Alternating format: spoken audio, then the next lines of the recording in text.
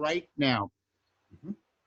Sweet. Yeah. So I was just saying, you guys did a wonderful narration about this issue of rationality, how, sort of the foundationalists, the rationalists are thinking about it and how we need to break out of that. And then how, as you lean into that, you start to intersect with faith. I thought that rocked. So. Yeah. And you wanted to give a summary of your conversation about consciousness. Yeah, well, I can certainly give you a snippet of where I'm coming from. And then, John and I actually, I think, are complementing each other here. So, my life's work, one way to frame my life's works is on the problem of psychology. Okay. So the problem of psychology, I did a blog, went a little viral on it just recently, was we should know about the problem of psychology in the way we know about the problem of quantum gravity. Okay. And what I mean by that is everyone should be aware that the field of psychology has struggled forever to try to define what the hell it is as a science of, okay? And to this day, it remains, is it a science of mind? Is it a science of behavior? Or is it a science of some combination in therein? And there is no language system that allows you to clarify what is meant by a science of, say, mind and behavior. That's the normal blending, all right? And we should be really conscious of that, not to make a pun on words here, okay? And it's quite remarkable. I mean, we've known this since 1927. Lev Vygotsky really nails it and it calls it the crisis of psychology. Never been resolved. And to me, it's at the foundation of what I call the Enlightenment gap. The Enlightenment gap's the modernist inability to develop a language system that's coherent enough to define the necessary terms in the field of relation so that we get coherence.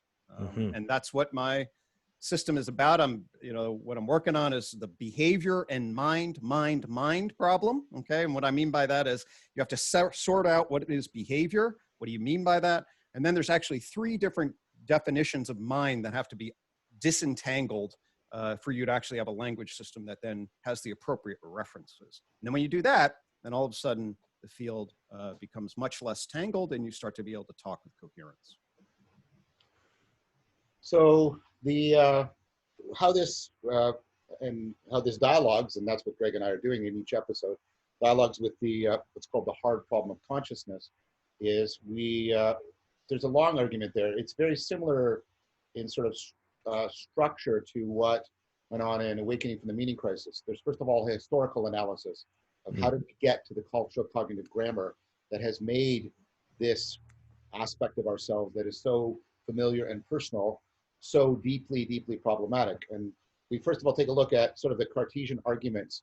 And the main point there is the what's called the mind-body problem, the problem of the relationship between consciousness and our material existence, our physical existence is better said, by the way, than material, is enmeshed. It is woven together with and is inseparable from the cultural cognitive grammar of the scientific revolution. I made similar arguments in Awakening from the Meaning Crisis. And then expanding that out, so how that problem, which is right what Greg referred to, the generation of the worldview of modernity, became then enmeshed into what Greg calls the problem of psychology, is our endeavor to do a lot more work at setting up the problem, formulating the problem of consciousness really clearly. And what comes out of that is there are 2 issues that tend to be separated in professional academic discourse about consciousness. There's the generation or nature question, which is how does something like consciousness, how does it have a place within the physical world as described by science? Like how does it, one way of putting that, although it's also, everything you say about consciousness is contentious, is how does consciousness emerge from the physical world? And Greg and I are, and this is how it also meshes with Greg's work, part of the argument there is, that question is ill-posed. We should be asking a deeper question of, how does life emerge out of non-life? How does sentience emerge out of animate life? And then how does consciousness emerge? So it's much more of a continuum question than the stark contrast. And then that is put into dialogue with the other question, which is, well, what does consciousness do? I mean, for Descartes, there was no question, but because he's pre-Freud and pre-Chomsky. But given that most of our intelligent behavior doesn't seem to require consciousness, what is it that consciousness does for us? That's the function question. The point is we have theories cognitive scientific, neuroscientific theories that tend to address one of these questions, the nature question, the generation question, or the function question, but not the two together. And part of the argument that I'm presenting, and Gregg is helping me with, is that that's also a fundamental mistake of analysis. The two questions are deeply integrated, and although it's harder, we have to try and frame them and answer them in an integrated fashion. And then there's a long argument about that, but the main idea is that the function of consciousness is to do what I call aspectualization. Aspectualization is, out of all the properties, I zero in on the relevant subset of this thing, how they're relevant to each other, and how they're relevant to me. And although I have to say that in three ways, those are all just one relevance realization package. So right now, this is a phone, but it could be a weapon, it could be a platform, right? And the point is, I'm always aspectualizing.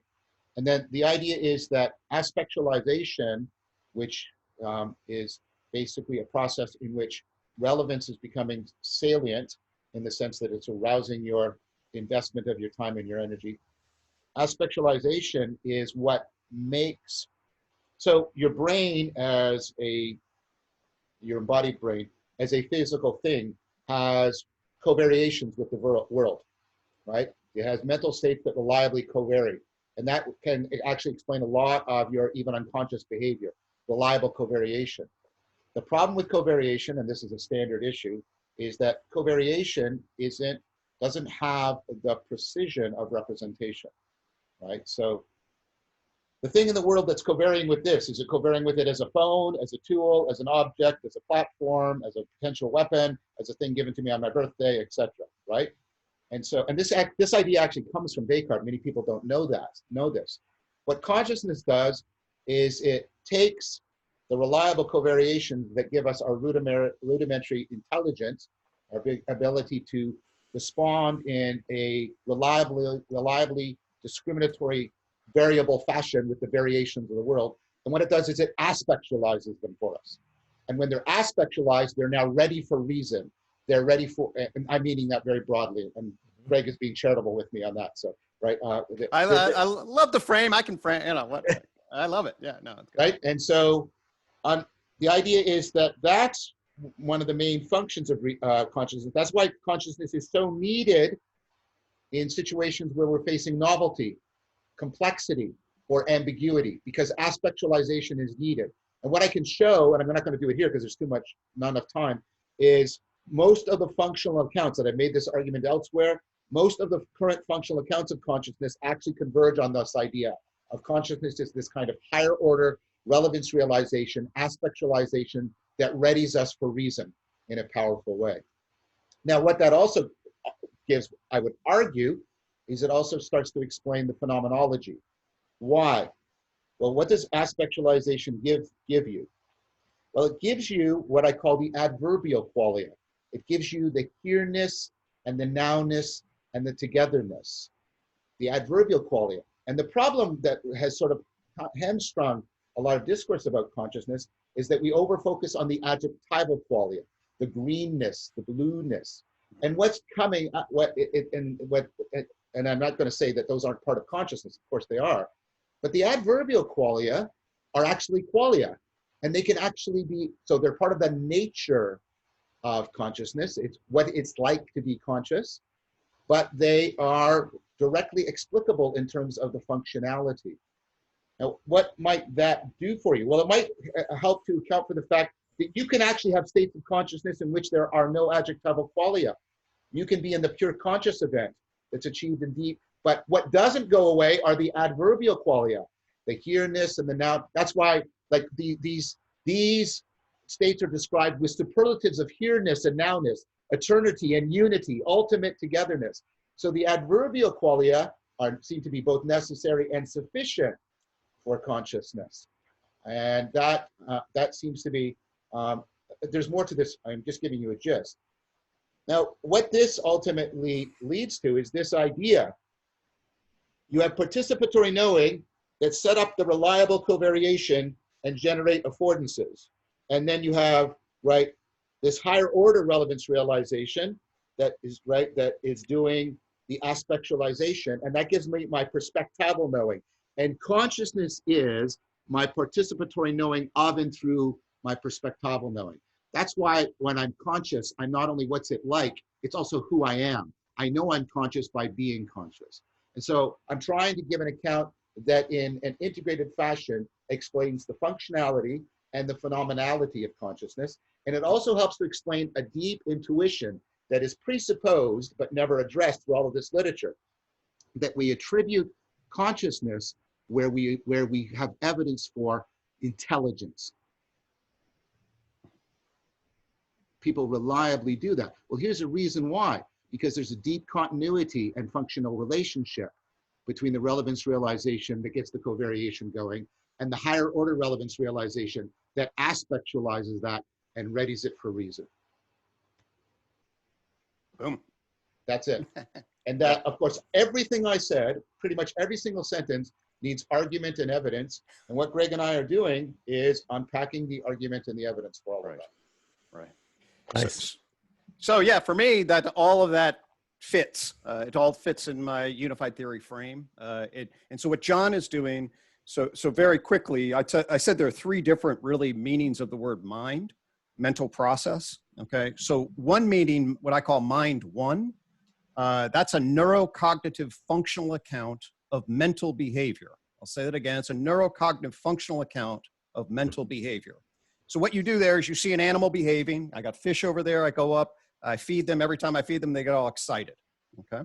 Why? Well, there's a classical and operant associative relationship, and I can analyze the hierarchical structure of their nervous system, relate it to the contingencies of the environment, and analyze the animal behavioral patterns in relationship to that, where the cognitive refers to the information instantiated within the nervous system, and the overt mental behavior refers to what I see. So that's a pure science externalized view. Okay. And that's what some people mean when they talk about mind. It's like, oh, that's the neurocognitive structure that are regulating and controlling behavior. That's one definition. And you then divide it up into all the stuff inside the brain, the informational architecture, and then how it's regulating the stuff outside that's between the animal and the environment. That's what I call mental behavior, because you have to have that actual specifier, because atoms behave, cells behave, but they don't behave as mental entities. Okay. Then what you get is mind two, of an emergent function, which is essentially conscious phenomenology. What John's theory is of the processes by which that neurocognitive architecture comes together, engages in perspectival and participatory knowing. Okay? That's mind two. Now, mind two is funky, okay, and really challenging, especially in the language of science, because you can't see it, right? It's epistemologically contained, unlike mind one, which is epistemologically available from a science perspective. Mind two is epistemologically across the gap of first and second person.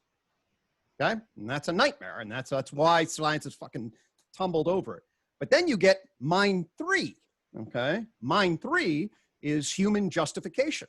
We just listened to John's mind three give us a narrative about his theory of consciousness, right? Now, the cool thing about mind three is that goes across the skin without a boundary. All right. So the information contained in my head as I talk and through my skin. So it's actually intersubjectively available from interior exterior positions. So mind one is available through the exterior in its classic neurocognitive behavioral position. Mind two is phenomenology consciousness. And then how does that work, which is John's fundamental theory and actually lines right up with the unified theory with enormous specificity and precision. And John's got some brilliant insight. That adjectival versus adverbial shift, my mind went boom when I saw that. Mine just did. I mean, when you just brought it up, first time I heard that. What the? I was like, oh my God, it's the witnessing function and what you're witnessing together, and you split those things, and then you can have a pure consciousness event as you find in meditation, which means then the qualia go away, but you're still present with the here-ness, now-ness. It's boom, you know? So now you actually then hone in, you split that thing off. And the first thing that I stumbled on in 1996 was the justification hypothesis and theory, which is what is the mind three? What is the fundamental organization of human mind three? You guys were talking about rationality last time, and I wanted to jump in there and say, hey, actually guys, use justification and then split it across personal and social and analytic, and you will be able to manage your rationality narrative there. That's another conversation. But anyway, mind three is a totally different ballgame. because it cuts right through the skin. So we got to divide up mind 3, mind 2, mind 1. And then there's a whole nother argument for what behavior is. But you do that, we start talking with a level of specificity and clarity that's never been achieved. And then the implications of that are hard to overstate. So I hope, Jordan, we haven't, I mean, you have an amazing capacity to take a lot of complex information, but I hope that wasn't like. Right, we're geeking out here, so we'll shut up for a little bit. No, that was great. Yeah, that was fantastic. I liked all of it. No, yeah, so thank you. And it'll take me a little while, I think, there's some eddies, like the adjective adverb, that I can feel them already doing stuff. I am changing as a consequence of that. That was a new thing, and it's real, like it's a good thing. And just FYI, I'd just like to flag the de-Babelization move that I think is consistently showing up here that is so powerful. Specificity and clarity, like the disambiguation. It's like, hey guys, a lot of the problem here is actually just the grammar. A lot of the problem is the things we're using to try to figure stuff out. Let's slow down. Let's get the tools in order. Let's get things clear. Once we get to clarity, a lot of the problems go away, and those that don't go away, we can actually now begin to address. Exactly. Yeah, so it's really interesting. And I was noticing, Greg, I just had in my mind, it popped into my mind as you're talking at that last step, systems of justification, the visual image of the tree, because it's of course 3. You have the trunk. It's all this is happening in the context of still the deep fundamental connectedness to the whole of real, and the way the whole of real is kind of coming up in these stacks, right? So I've got this mind 3, which is sitting enmeshed in mind 2, which is sitting enmeshed in mind 1, which is sitting enmeshed in, all the way down to then, reality, and fully constrained by the constraints that give rise to that being a coherent structure all the way up. And then it has its own novel or specifics of what it's doing in that environment. It opens up a lot of adjacent possibles when you shift into that language or different information processing. So one argument, in fact, about the one of the new theories, and again, I'm not going to try and burden people because Greg and I are going to unpack this in detail, but one of the most recent and promising theories of the function of consciousness agrees with the idea of consciousness as this aspectualization, but they also bring out an important. Well, I'm sorry. I realized I was punning. They're going to bring out an important aspect of the aspectualization, but what's that aspect? And here, this is even tightening this idea about readying it for reason. I mean, aspectualization is what turns covariations into representations, and representations through their specificity can become truth bearers, and that's needed for reason. But what aspectualization also does, and what consciousness seems to be specifically needed for, is dealing with counterfactuals.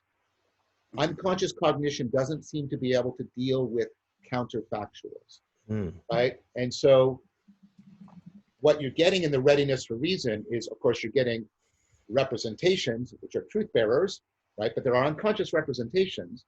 But when they are aspectualized such that they can enter into counterfactual consideration, then you have genuine readiness for reason. Now, of course, that's going to just be adaptively important. And of course, when you recurse that on yourself, you get a needed capacity for self-correction, because self-correction presupposes I should have done X, which is a counterfactual. Right. So that, I'll just add a quick comment to that. So just so you were tracking here. So when he says ready for reason, we're talking still at an animal level. And for me, then we're actually talking then about, okay, ready for simulation across possible paths of investment. And that's where the counterfactual will come up. So you're sort of like, okay, I can now hold. And by the way, this then connects into what's called working memory, perspectival working memory. So how does the thing hold and then run through various simulations of possibility and then make comparison in relationship to possible paths of investment and create a cost benefit analysis of the affordances that you want to then track. Okay. So then what happens is that's happening at the mammal level, okay, or birds, a lot, where exactly is, and all that's super crazy in the animal world, but essentially that's what's going on, right? And then actually I want to then say, and then there's an extra ready for reason that we do when we actually start talking to each other, right? Which then said, well, how the hell do you know you're not bullshitting me? It's like, you so there we are. Yeah. Right. And then you're sort of like, now I'm going to justify. Now it's like, why do you, now you have propositional language that's actually tracking the simulation. right? And then you have the question of the proposition. Now you have propositional knowledge on top of perspectival participatory knowledge, and then boom, right? So what you're talking about, as I understand it, is something along the lines of the location in justification space of what we might call reason two. Mm-hmm.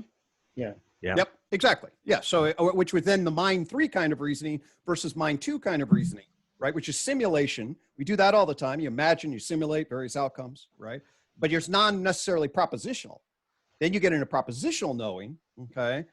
And then what we got was initially personal and social indigenous justification. And then when we get in the pre-modern formal, and most notably Socrates, you actually get formal analytic epistemological justification, which are, well, how do you know you're not just fucking bullshitting? It's like, here's mathematical truths are like this, that's deductive truths. Do we have deductive truth systems that we're actually making, or we're all just making this up a bunch of, for our social needs? And then now all of a sudden you get philosophy and boom, real. So this implies, by the way, how neat. I believe that we just hit, this implies that when you've achieved a particular level of distributed cognition, that you achieved a capacity to actually have distributed relevance realization. Yes. You will also have witnessed the emergence of shared consciousness. Yeah. You have to be, I think that's right. A whole bunch of new age people just had a very weird feeling, but yeah. not that one, dude. Not that one. No. We're talking right. We're playing jazz here, folks. You know, okay, that kind of. But that's you can disambiguate, you can de-babbilize that. What I just said is exactly what is implied. But just now you have to grasp it with the right language. I think your point about so this is actually your de-babbilization thing resonates enormously with me. That's what I've been fucking obsessed with. Because in 1990s, I realized I was equivocating. I love John's word about equivocating. Mm-hmm. Equivocation, yeah. I realized that I was getting driven by something crazy, and I didn't have the word equivocate, but that was the issue. I didn't know what I was talking about. I'd listen to other people, and they didn't know what the hell they were talking about. I mean, they knew within their little frames, but the frames didn't line up, so they were arguing about stuff that couldn't be corresponded to each other. So it was like, what's the point? You know? So anyway, that's been my obsession for a long damn time. Sorry, I want to make sure you're done, Greg, because I know that's an important. I'm done. Yep. Good. That's my little spiel. Sorry. You're also my friend, and I want to make sure that I'm no, yeah. Don't worry about offending me, brother. So about shared consciousness. I mean, Dan Chappie and I are doing a lot of work on this because we're about the rovers on Mars and the scientists working together to move the rovers around. And that's where a lot of this stuff about participatory and perspectival knowing really comes to the fore. But let's try something. Let's move into that carefully, because I don't want to make the New Agers happy, but I do want to perhaps make us ready for the next paradigmatic place. So let's take a look at what we were saying about. Notice, how we use these two terms. We sort of had awareness of the world perception, and then we had imagination, and we talk about working memory here. But the thing that we're now realizing in cognitive sciences, those are not, right, we sort of think of them as different, but they're actually interwoven like this, right? And this is all what's going on in what's called predictive process. Imagination is just the top-down aspect of realization, and perception is just the bottom-up aspect of it. And you can pull them apart in certain ways. But notice how consciousness is bridging between them. Because when I'm doing this on the world, I'm conscious. But when I'm doing this in my head, you know what I still am? Conscious. And consciousness is exactly that bridging, right? We're bringing into sort of a meta cognitive awareness, the way we can play with the relationship between the top down and the bottom up of aspectualization. Now, something analogous to that, I think, can go on, and I want to be really clear that I'm making an analogy here. Something can go on in what is called, the social imaginary, the kind of shared, we've talked about this, the paradigmatic images and exemplars that constitute a paradigm. And then from that, the groups of people have shared awareness of objects and relations in the world. And there's something analogous, it's not a consciousness, but there's something analogous to consciousness moving between the social imaginary and the socially shared awareness.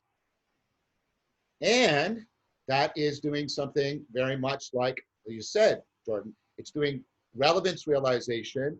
It's managing relevance realization at the level of distributed cognition. So while I don't think that's a consciousness, I think there is something analogous to that going on at the distributed cognitive level. And that part of what we could be seeing the potential of is a simultaneous restructuring of whatever we want to call that is, and what's going on in here. Because we always think that this is the way it's always been for us, our experience of consciousness. The Greeks don't have a word for consciousness. It doesn't exist for them the way it exists for us as a phenomenon, right? And so it's quite likely we have the potential to radically transform that outer, I don't know what to call it, I don't want to call it consciousness, but that outer analog of consciousness and the inner experience of consciousness in a very profound way. And I sometimes think, Jordan, and I hope you find this complimentary and not insulting, I sometimes think that, I sometimes use that as a way of trying to understand what you're talking about when you're talking about coherence. Mm-hmm. Yeah, that feels right. That word just kept coming up for me. And, Gregg's used that particular word a few times in the past, in the past few moments. And there's a strong coordination there. So it's almost like, I'm using the word coherence at the level of distributed cognition. Mm-hmm. Yeah. And the way that he's using the word coherence at the level of mind, I believe mind 2. Right. And so the challenge is to say, okay, how do you actually enable coherence at the level of, I think, mind 3? I may not be using that term just right. Yep. No, that's right. Is that right? So mind 3 then is what it is that starts to connect us on a highway of information. Okay. Yeah. And then that then rises us from primates into people. Okay. That highway of information, that capacity to justify, that creates indigenous knowledge. Okay. And then ultimately we start building civilizations, then we get much more material control and voila. But we get then the evolution of cultural knowledge, which are these systems of justification that build upon each other. All right. And so when we get plugged into Cartesian dualism in a particular kind of way, right? That the Greeks didn't. So our relationship to ourselves, I think that Shakespeare opened up a soliloquy to ourselves, yes. Right? Right. In a totally different way. So we're getting all this Mind 3 is kind of a blank slate. It's waiting to absorb. It's an organ of culture. It's waiting to absorb the narrative and then bring you online. And then we feed you feed back on it. Okay. Yeah. And so, and what you were talking, when you guys were talking, remember the singularity conversation, you riffed off the singularity paper I gave, right? And you instantaneously recognized that we were changing paradigms, right? Accelerating paradigms in space change systems. So what we're actually seeing is this paradigmatic, flux, crazy flux, right? Those paradigms are these, the center of these paradigms are systems of justification, okay? Look at what Peter Lindbergh did with Culture 2.0. He gets that table, he gets the archetypal justification, the anti-justification, the leaders that create the paradigm. This is what I stand for. This is my investment pattern. These are my people. This is what I'm against, all right? And what's happened is that technology, intersection, and information is completely outstripping any paradigm that has for sense-making capacity, which is driving the system insane. And what we're actually trying to do is there a meta position of all of this crazy paradigm that we could do without babble, and not in some top-down authoritarian way, but actually sense-make, so then we can actually have sovereignty, so we can network ourselves together and right this ship before it fucking collapses. At least that's what I'm hearing. Yeah. So the map to me hold this, because I'm following you completely, but I want to make sure that it's actually being held more broadly. And I'm not sure if this metaphor is going to work, but just to kind of do the 2 to 3, just keep moving back and forth. Yep.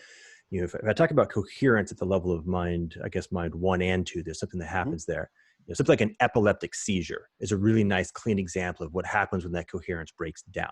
Right? There's a series of feedback loops, of signaling structures and mechanisms of an inhibition and excitation that when the neurocognitive architecture is coherent, it works, right? It produces a set of emergent properties that are available in this new space called mind 2 that can generate behaviors and counterfactuals and all that kind of stuff, right? Yep. And right now, what we're sort of witnessing in mind 3 is the moral equivalent of an epileptic seizure, because we don't yet have the kinds of signaling structures and inhibition and excitatory feedback loops to maintain coherence. If we can attain coherence, then something locks at that point, and we're doing something new on that substrate. 100%. Couldn't have said it better. Absolutely. Yeah, I think that lines up with what I've been trying to articulate too, or at least the project I'm concerned with, and I've seen it as constantly in resonance with both of I your mean, right. projects. So John, aren't we trying to distribute dialogos to bring people together in interpersonal participatory harmony, right? And then pull the logic so that our propositional systems align. And then if we can extract a particular kind of justifiable knowledge, right? And then hone in around that to create some sort of integrated pluralism that gives people enough distributed cognition of where they're going, but has enough integration so that there's a degree of clarity and coherence and harmony. So like that's the infrastructure to hold the emergent system in a way that's at least puts the constraints on it, that allows it to grow, but doesn't predetermine what you can't predetermine in this kind of emergent flux. I agree with all of that, Greg, except I would add to it, and I think it goes with it well, is that dialogos is not just argumentation, it's drama. There's also, you have to, all the perspectival and participatory knowing has to be transformed through some enacted symbolism. Right? That's what's going on in dialogos. And exactly. And that's so consistent. Why the hell did I turn this goddamn thing into a garden? Right. And a cartoon, as my dad says, it's a fucking cartoon. You know, it's like, but it's like this art. I was a humanistic calling, and I was doing all science. Like, of course, I'm a practitioner as well, but I'm trying to bridge. And all of a sudden, it's like the next transformation is going to have that synthesis of science and humanities is going to have to embrace the entire totality of human experience. We can't have a master and his emissary break as we did in the 20th century. We've got to bring back participatory knowing. We've got to bring back the entire thing has got to come around. And it's a transition then into humanities and creating that synthesis. So is it, I mean, I've got three things that are sort of coming up as being necessary, and I don't know if they're sufficient. So one has to do with, I guess there's two faces of bullshit. One is the inner facing, the other is the outer facing. So don't bullshit yourself and don't bullshit me. Yeah. And then the third has to do with the grammar, and just be very careful to not, it's funny. There's a recursion here, isn't it? Self-referentiality. Be very careful to not equivocate. Be very careful to achieve clarity in the communications methodology. And be very aware of when and where. I have to speak a little faster, unfortunately, because it's coming too quickly. When a niche for bullshit has opened up in the ambiguity of the communications methodology. Yes. Brilliant. And why that's particularly dangerous and requires us to be careful and full of care. Let's use both senses of that word, careful and full of care. Is that what we're talking about here is not a static grasping of what is, but an aspiration, right, to transformation. And the problem with transformation is it moves you into non-logical identity. It takes you out of strict, and I've made this argument before, you can't infer your way through radical transformation. It doesn't work. So that's why we have narrative. Narrative trains us in non-logical identity. Right? So you can look at the picture of yourself as a 4-year-old and go, there I am, which is like, what? Right? And you just do it without thinking because narrative has trained you in non-logical identity. And symbol trains you in non-logical. And you have to teach kids all of this. And we teach them in dialogue how to do this. We're training them in non-logical identity because that is what affords them, it opens up the counterfactual space and makes it transformatively available to them. They can go through aspirational transformation. But the problem is non-logical identity superficially looks like contradiction, looks like ambiguity, looks like equivocation. And so that is particularly ripe for bullshit. That right there. That's why I'm engaging in, for me, this whole project of Dialogos and all of these wonderful conversations, because I think this is about trying to simultaneously create the new cultural cognitive grammar, but also afford the transformations, right, of perspectival and participatory knowing that hone my skills and virtues so I can distinguish and discern between the bullshit and the non-logical identity of transformation. Bingo. So good. Yeah. So it's, remember we've used that language. I think I've talked about it in terms of like, does the thing rotate this way or does it rotate that way? And you've talked about it in terms of reciprocal closing and reciprocal opening. Yep. Exactly. Yeah. Like if you've got your stack upside down so that relevance realization is no longer grounding you to the whole of reality, you're in deep trouble in exactly this location. Yeah. And what I was just doing, by the way, is I was just like, as much as possible, like seating myself in the stack being in the right direction, listening to you and noticing like how the felt sense of relevance realization was like guiding my and orienting and making you doing that aspectualization of what was happening. So I was able to orient on exactly the right thing. And everything was saying, yes, yes, yes, yes, yes, yes. We were definitely, I didn't have to worry about the propositional stuff hanging together because I was safe in the space of the exploration of the emergent possible when you actually open things up. But if you're not grounded in your relevance realization, and particularly if you're topsy-turvy, then opening that thing up is well, it's going to be a real problem. Absolutely, man. So, and you said, Jordan, you said something, super simple, but also super profound that I want to come back to. You're like, bullshit self, bullshit other. Okay. So in the unified theory, you have your private narrator, mind 3. All right. And then you sit on top of that, your mind 2 experiential self that then embeds itself in its mind 1. Okay. The mind 1 into mind 2 is, I use the shorthand. Well, I'll be dialogue with John about this. It's called the attentional filter. Okay. Which basically is shorthand for all the stuff John's talking about. How bring stuff in, relevance realization, bring it into perspectival knowing, and, and we'll be dealing with that. Then you have the narrator. That's then that narrator is going to bullshit self. Okay. And I call that the Freudian filter. All right. Because that self needs to be like, hey, I'm a good person, and needs to believe that it's doing the right thing and it's internalized mom and dad's rules and is a good thing, living it up, blah, blah, blah. And we know cognitive dissonance is all about that. Maintaining a justified state of being. And you can analyze this empirically. It's unbelievably robust. And then there's the private to public filter. What I call the Rogerian filter, because I'm a clinician, but it's also lying and bullshit, or what you're trying to do to just maintain the public image and not avoid the judgment of other. Okay. So then you bullshit, say, oh yeah, I love that sweater, or oh God, I'm whatever the fuck you want. Right. So you love me and I get social influence. So it is learning that calibration at the social and personal level. How do you calibrate bullshit self, bullshit other? And then we have the whole analytic problem. And we've inherited grammars that are not fucking up to the task. And so now we get this whole issue of like, well, good luck actually trying to make sense when your forefathers fucking can't make sense. You're not handed the grammar that's needed in the situation you find yourself in, or at least we have to rediscover and re-put together philosophically. And we get that right. We get the analytic, we get the social, we get the personal, and we're at least aware of that. And we come into harmony with that and the right dialogos. Fucking A. It's really cool. I don't know if this is something you do, but if you run a simulation on every, you guys familiar with the term of the ESS, right? The evolutionarily stable strategy. Yeah.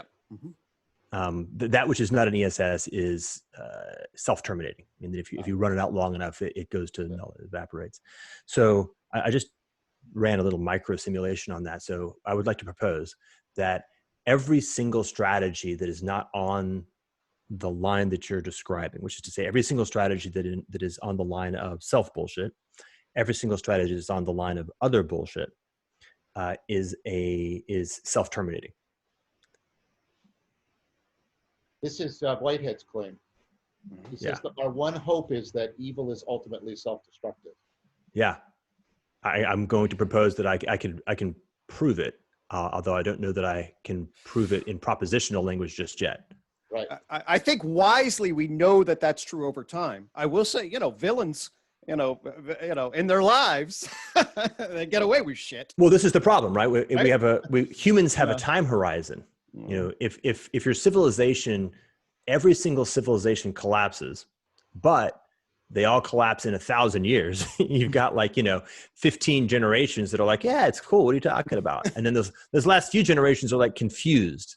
What's going on? Why is everything getting worse? I don't get it. Right. And then you have this horrible crisis and everybody just sort of loses their minds. Right. History becomes utterly lost. Grammar becomes, put into a blender.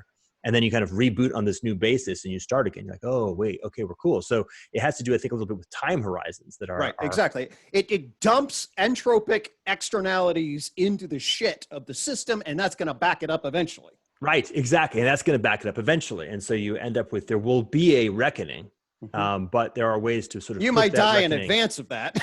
Yeah, exactly. It's like the inverse of the guy who plants the tree shade he's not going to be in. Right, exactly. But we want to, I was participating in a big history conference, and it was Be a Good Ancestor. That was the title of it. It's like, yes, you want to extend yourself in time. You want to be on the right side of history. Be a damn good ancestor. Don't leave your bullshit, to your future self. Don't leave it to others, and don't leave it to your kids.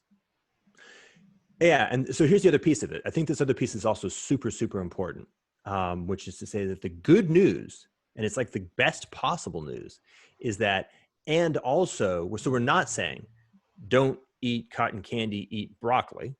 I should say we're not saying defer your local quality of well-being in exchange for people you'll never know. Right? That's a thing, but it's not the right thing.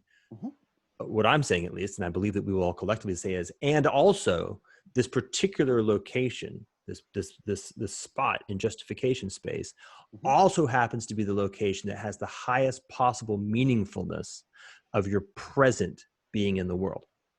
And so you get the thing that is actually the thing that is the most valuable in your life while you are alive, and happen also simultaneously to be participating in that thing that is most enduring, is not self-terminating.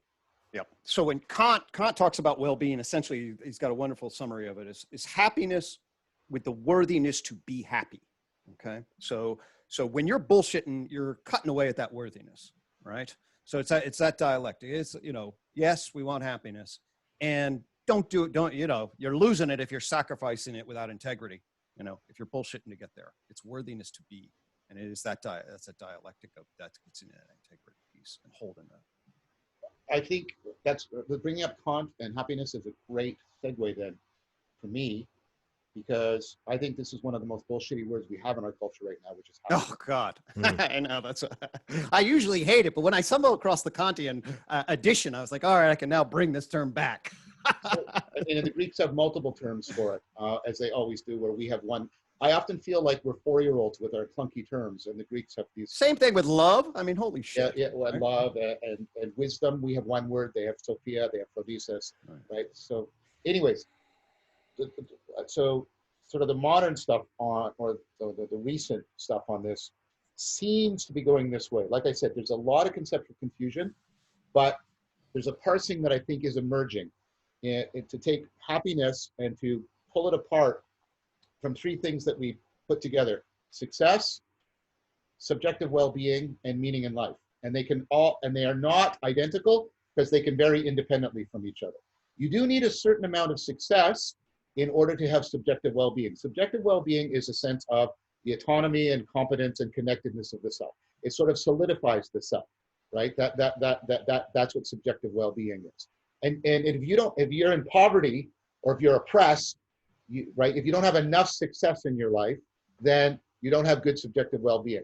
The thing is, though, and this is what the research shows, once you get out of poverty, right, then huge changes in wealth and power only bring small changes in subjective well-being.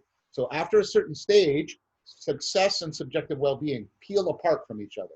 Well, then you said, but isn't what ultimately matters is subjective well-being? No. Because subjective well-being is not the same thing as meaning in life. Meaning in life is about ultimately mattering to an intelligible order that is greater than yourself.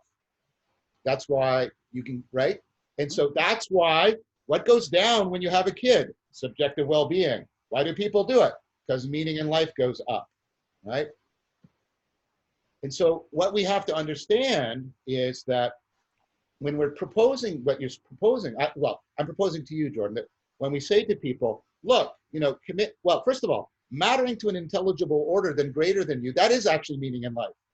And joy is not the same thing as subjective well-being. Subjective well-being is the positive sense that yourself has been solidified and strengthened. Joy is the sense of losing yourself in something beyond yourself, like in awe and wonder. And what we have to what we have to get people to see is, look, you should, and this is like, you know, the stuff I'm doing with the Epicureans in the morning Sangha classes. You have to prioritize these in the right way. You shouldn't identify them, and you have to prioritize them in the right way. It's like Maslow's hierarchy in some ways. You got to get enough success so that you've got enough subjective well-being. But you know what you ultimately really want? You ultimately want meaning in life, because all of those first two reliably go down with old age. And many people think that's why they're terrified of old age, because they can reliably and accurately predict success and subjective well-being are going to go down. But you know, if you measure older people, they actually are much happier than us. How can that be? Because their meaning in life is going up tremendously, because they have, in general, we're talking probabilistically, not individually, they have more wisdom and they have more sense of mattering to things beyond themselves. And so we have to pull apart happiness. This notion we have of happiness is one of the most bullshitty things we have right now, and we have to pull them apart. Right. The babble around that, the seventh branch, the one with the red circle on that, that's an analysis of what well-being is. And what John's talking about is like, how do we non-equivocate on what the fuck do we mean by well-being? And a lot of what John said is it would be embedded in that analysis. But yeah, and make sure that what we seek is well-being is the argument, and then a rich analysis of what the components of well-being are. Sorry, my mind went on a little bit of an eddy, but I think it might be useful. So I was thinking about the fact of the good news. And then as we were talking, I was then thinking, oh, yeah, and there's also bad news. So the good news is that, like, wow, we've actually got some pretty seriously high quality stuff. Like, there's actually a lot of hard questions. If you're able to not bullshit yourself, not bullshit others, and then move skillfully through clarity, we can make some good ground. The bad news is it's really, really fucking hard to do brain surgery in the middle of an epileptic seizure. That is the fucking... I've wept a couple of times at night with that basic realization, so I agree. Yeah. And this is where I often part company from my religious friends and certain of my ideological friends, because I do not believe there's a telos to history. I don't have that kind of faith, and that's why I'm also very suspicious of utopian visions, etc.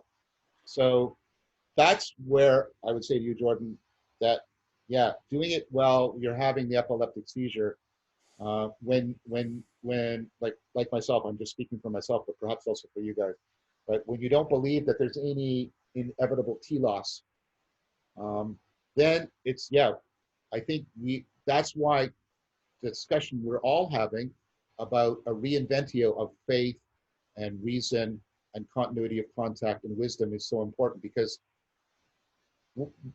I guess for me, what else is there? What else is there that we can do? I agree with you, Jordan. It's a race, and I actually think the probabilities are against us. But I think the moral argument is we've got to try our best, and even if we fail, maybe we can light enough candles so that there'll be enough light for the next group of people. That's what I'm like Tarot in Albert Camus' The Plague. I want to know how to be a saint without God, at least the common conception of God. And so for me, that's how I think of it. It's like, yes, the probabilities are we're going to lose, but the moral argument is, well, we have to try our best with the best people that we can and with the best skills we have. And even if we fail, if we do a good enough job, then maybe we have satisficed enough that we've lit enough candles so there's enough light for the next group of people. Well, and I would say the same thing, but from the interior of that, which is if you're operating in this way, what you discover is that there is no other way to operate. Yes. So I don't have to imagine a telos. I don't have to imagine a better future. All I have to do is act in the way that I know is the right way to act. And I will, in fact, there's a perfect isometry. And I mean perfect. They are identical. They are the same thing. They're just looking at them from two different perspectives. I agree with that. I think that's well said. That to me, McClellan in his book on the wisdom of Vervaeke talks about, the 3 degrees. You start with the Epicureans, That's like primary school. And then you move into the high school, that's the Stoics, and then you move into university, that's the Neoplatonists. But what you just said about that, that's a very Stoic thing, right? Right? And yeah. So I agree with that. We're fucked, guys. Let's just go get drunk. Well, No, it's I mean, also you know what? That's right. I mean, you know, there it is. You know what? You were in this trajectory, and yeah, I'm scared as shit. You know, but what you said, Jordan, and what you both said. I mean, what you're now all of a sudden when you wake up in a particular way and you're aligned in a particular way, then it's just unfolds in some ways. I mean, just because like the virtue, like Aristotle talked about in terms of you cultivate a particular kind of line of virtue, and the structure essentially starts to unfold itself. This is sophrosyne. This is the virtue that we do not have a word for, because sophrosyne is to have this training of your Stanley's landscaping, so that you are tempted. You're tempted to the good. What is it? Sophrosyne? I don't know. Yeah, it's one of the cardinal virtues, and it's usually translated. I should probably know it then. it's usually translated as moderation, but it doesn't capture it, or temperance, which doesn't capture it. In fact, many people have tried to argue that maybe the closest thing we now have in our culture for sophrosyne is something closer like mindfulness. McGee argues that in his book. So I don't translate it. Sophrosyne is in contrast to kratia. And kratia is, kratia, demos kratia, the power of the people. And kratia is to exert power on yourself. So this is when you're restraining yourself, like, don't take the cake. Don't take the cake. Yes. Right? But sophrosyne, but wait, sophrosyne is to be naturally tempted to the good.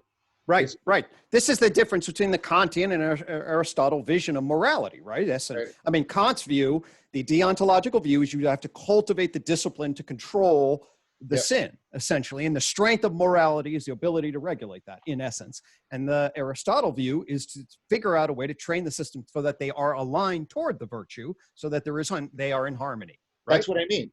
And notice the weird aspirational nature of temptation. Rapport brought this out. When you're tempted to do evil, who's tempting you?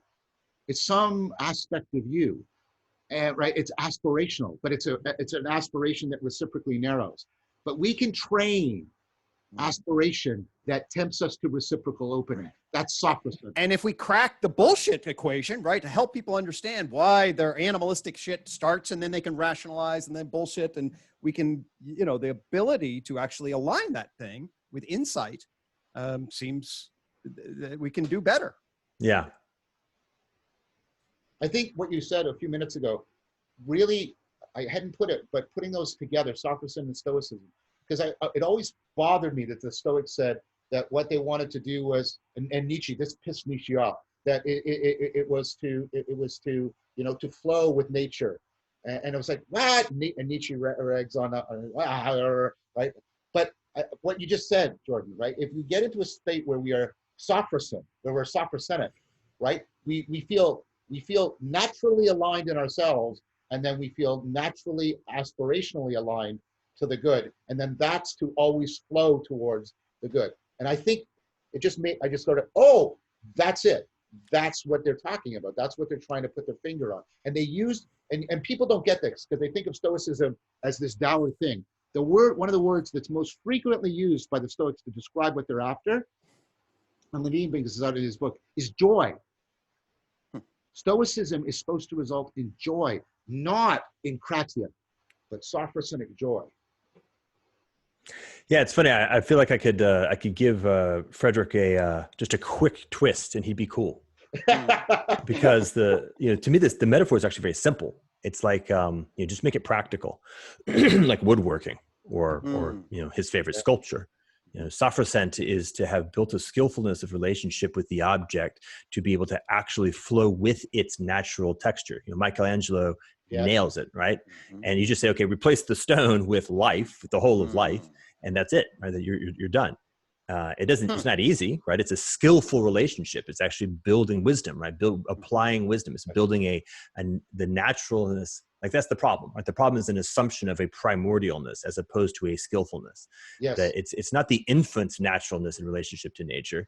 It's the truly skillful, wise person's naturalness, and to have discovered a way of sort of co-creating with what nature is giving you. So you're the artist's masterfulness. That's it. And that, right? I mean, John, I mean, we go back to our 11th problem of consciousness blog and your analysis, right, of the perspectival, phenomenological, participatory grip of self in relationship to the world when individuals have that's transcendent experiences, right? Is then coming into relation to the self and to the world and having a more fine-grained, flowing relationship with the stone, with life. It's funny that we now move to the sculpting image, because now we've graduated from Stoicism to Neoplatonism, because that was Plotinus's famous metaphor for his project of the anagogic ascent. He said, you are basically a carved block of stone, and you need to carve away everything until you release the statue within. That was his chosen metaphor for describing this process. And so it's deeply resonant with everything you just said, Jordan, and also what you just said, Greg, about how we now are talking about that sophrosyne can come into a kind of intensification when people are having these awakening and transcending experiences. Very much so. All right, check this shit out. Watch this. So, Greg, taking the systems of justification. Now drop in Brother Greg, who's not present in this call, but he's now present in a big way. So I've got my jazz trumpeter, okay? And my jazz trumpeter is playing, but he's not cool, which is to say he's hung up. He's worried about whether his system of justification is being taken, right?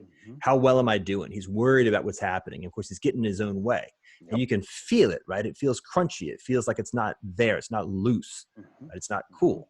And then you got this other guy. This other guy is cool, which is critical, right? He's on the one hand, he is non-attached, right? So we can kind of bring in a little bit of the Eastern flair, right? He's so good with what he's doing that he is no longer trying at all. And the effortlessness is part of the flood, right? But it's not some random jackass who doesn't know how to play the trumpet, right? That's also not attached, right? That's not what we're talking about. We're talking about somebody for whom the skillfulness of flowing allows him to actually get out of his own way and let the thing do the thing it's supposed to do without the least bit of concern for his interior or the other folks, which is a way of producing beautiful music. And then, of course, every once in a while, he'll stop, he'll kind of look around and he's like, everybody's like, whoa, dude, that was awesome. It's like, all right, I don't know what just happened, but I'm going to keep working on that vibe because that's where it's at. Exactly. So and essentially then the mind three, that self-conscious mind three is sort of checking out and you're just in a perspectival participatory groove at an intersubjective, usually an implicit intersubjective way. But I think something else just came out of that, right? It sounded to me, Jordan, and I think that you're talking about now that there's two existential modes within the justification framework. There's an enkratia mode, which is the one that we have taken as being paradigmatic, but there's also sophrosynic mode of justification. No, we're trying to seek that, right? Yes. If we open up and we find that and you light and the shine light through and there's the pathway. Boom. Yeah, and the cool thing is you can actually, when you're there, like there's a way of actually being there and feeling there. Like, some basketball players will talk about the notion of like when they're in the zone. Yeah. They can be aware of being in the zone. You got to be real careful. You got to be real careful because you don't want to jack yourself out. Too much of that energy and all of a sudden you jack yourself out. Right. You just basically want that observer function, that narrative. All right, this guy's fucking on fire. Yeah, exactly. You're just like checking out going, wow, I cannot believe watching this thing. But imagine that now being truly in the collective, right? At the level of distributed. Right. And can you imagine the transformation between the chaos, the epileptic chaos and the collective insanity of psychosis that we were seeing versus the, Yeah. I can imagine that. Fingers crossed, right? It's interesting how it circles back in a way, because in one sense we're talking upwards about sort of dialogos and distributed cognition, but when you get collective flow, right, you also get an altered state of consciousness. And right, and so it also, that's what I meant about it reverberates back into, and many people go, I didn't know, and they have this weird anamnesis experience. I've never been here. They say this paradoxical thing. I've never been here before, but this is truly who I am, which is like, what? Right? But that to me, that's the hallmark of somebody trying to articulate that they've just gone through an aspirational burst, Yeah. right? In some huge way. Right. They felt the alignment. And then, of course, the crucial thing is to say, shh, don't throw words at it, man. Right. Like, don't do that. That's just going to make a mess of things. Like, let's just let it be. All right. Well, gentlemen, I think this is where we should let it be. This is a perfect time. Let it be. All right. All right, guys. All right, guys. That was great jazzing. I really enjoyed it. Man. So if you guys want this for your channel or whatever, let me know. I'm going to upload it at some point on Voices with Vervaeke, because I think this was a gem. We just covered so much and it just took off in so many ways. Yeah, dude, actually send me the raw link. I will actually upload it as its own object on my channel because I'm interested in seeing. I think that actually creates a different. Yeah, it does. The one I just did with Paul and Jonathan, we've released it on all 3 channels. And yeah, you get a Dialogos, you get a meta Dialogos thing happening. It's really cool. I'm setting up my channel, and I'll be adding it whenever. So yeah. Right on. Okay. Well, when you know. Good, so yeah, I'll send you the file, Jordan. Yeah, sounds good. I really enjoyed it, guys. Yeah, it was fun. Yeah, a lot of fun. Take care, guys.